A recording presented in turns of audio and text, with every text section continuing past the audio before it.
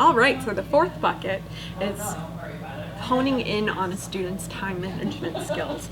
Do you have a student or a number of students who have external factors that thwart them more than other students on your caseload? Are external factors playing a disproportionate role in your students' success? This is something we hear all the time from all of our students. And it's not to say that it's not realistic, but the fact that they don't have time, right? After a 40-hour day, a 40-hour week, very busy, it's hard to find time. But I think outside of that, we can be very strategic in coaching them through helping them find a better way that they can commit to the time that they put aside to work on their projects. I think one thing is just to understand what their day look like. If they work in the evening or they work during the day, or what does that look like when they come home? What are other responsibilities that they have? And I think the one thing is, as you ask the student these questions, it's important to still be very coachy and to listen to them and make sure that you're not just asking so you can get to whatever you're trying to get, that you're giving them confirmation, you're acknowledging, wow, if they feel like, I had a busy day, you can acknowledge and say, wow, that is a very busy schedule.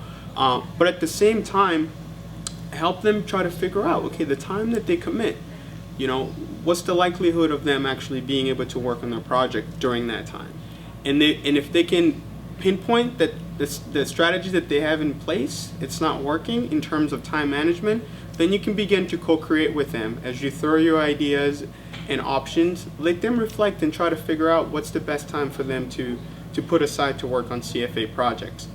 But then once they create it, that's when, as a coach, we can say, okay, this is going to be the homework for this week. Mm-hmm. Send me an email or send me an update when you actually sit down and you're beginning to work on your CFA project. Now it becomes a reminder to them that, when I sit down to do it, I'm going to send the coach an email. If it doesn't work that week, then you go back again. You co-create with them to help them find the best time to fit CFA in their schedule. Mm-hmm. Yeah, there's a lot of experimentation that goes into this. So working with the student on designing a new approach to something that they've been working on, working together and saying, let's give this a try for a week, report back, debrief, and see how it works. Another great reboot technique that we found with our reboot students was helping them map out their month and physically sending them calendars, working with them to create mini goals for each month. What do you want to work on this month? Where are you going to find the time to do that? Put it in your calendar so that you're helping the student develop a routine, and also sort of wiping the slate clean and saying, you along with all the rest of our students have 40-hour work weeks. Outside of that, where is your time being demanded?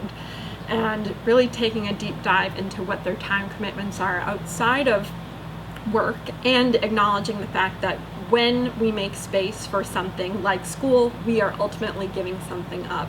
So working with students to recognize what that might be and acknowledging the sacrifice that they've made to work on CFA projects. Mm-hmm. The last piece for this bucket, I would say, is help them find who do they have in their community, meaning at home, family, friends, that can actually help them commit to the time that they've put aside. So example, at home it could be, I hear this a lot with some of my students that, maybe I should give that responsibility on Thursdays or Wednesdays or whatever that it is to my husband to do, because now that can alleviate my time to actually work on CFA project. They can do that with their kids, they can do that with their coworkers, they can do that with whoever that they have in their circle that can take the burdens or whatever that's holding them back from actually committing to their projects. Then now they're going to have that space in order to actually do it. So I think as a coach, it's important to understand those different factors that are contributing to the students to not commit to CFA, and then help them co-create with them in order to figure out, okay, what can you leverage so you can actually commit to the time that you want to for CFA. Mm-hmm. And just one last bit about this. So sometimes it's helpful to work with students on contingency plans. So this week I want to work on my projects Monday and Tuesday. Ask the student, if that doesn't happen, what's plan B? Where else do you have some time that you can lean on during the week? And understanding that if this is a commitment, then they really need to see it through. But also highlighting to students that CFA doesn't need to be their number one priority 7 days a week. Sometimes it's a matter of starting small. When can you make CFA a priority once a week? Even if it's for 15 minutes, oftentimes it's 15 more minutes a week they're working on school than they were prior.